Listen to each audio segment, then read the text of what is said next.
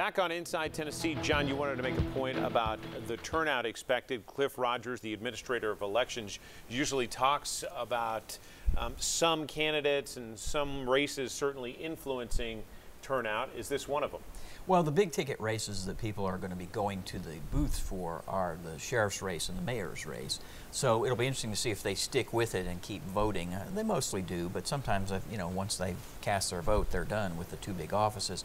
But Cliff told me last week, and he's already sent out the overseas and military ballots, that they are anticipating for the May 1 primary a turnout of 50 to 60,000 people.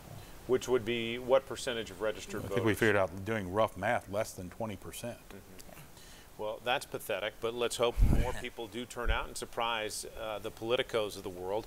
John, you were concerned about a bill that was working through the legislature. Update us on that and why you disagree with Don on this. Sure.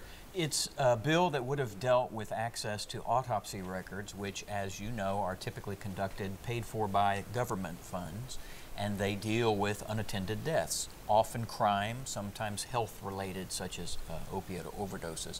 There was a bill introduced, both houses early on, that would have essentially closed those off. There was some good intent, one could argue, for doing that because there was concern about personal health information that had nothing to do with the death, maybe a family history, being revealed. But state law already exists that takes care of that.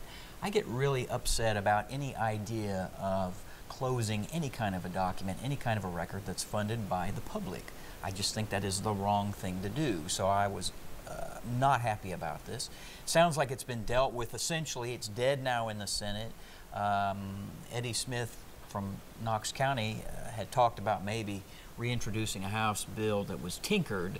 I haven't heard anything back from it, but I think the issue is essentially dead. And where John and I disagree is I think there is a fundamental right of privacy when there's clearly not a crime involved. If somebody dies of natural causes and their family doesn't want to release that, let's say that somebody dies of AIDS and they don't want the public to know that and the family to be ostracized potentially, that would be an example. I know the example that John and I have talked about was my former client and friend and Richard Baumgartner, where those were released to the media, and I felt all along that that should have been the right and responsibility of his widow and his family to make that decision. He was no longer a public figure. There was not a crime involved. And I'm just troubled by that line being crossed. I hear John's argument. It's privacy versus First Amendment, and it's a fair argument to have in the future. Karen, 30 seconds left. You're a former chair of the school board. How important is this turnover election? You know, I personally think every one of the elections is important. I find that there is, you know, with the money being available for media, there's not a lot of coverage of what's going on. I compare the coverage and the watch that used to be out there when I was on the board and commission to what it's like today. I think there needs to be a closer eye on what's going on so that people can decide who they want to represent them. Appreciate the conversation this morning. We'll see you in a couple weeks on Inside Tennessee. Enjoy the marathon.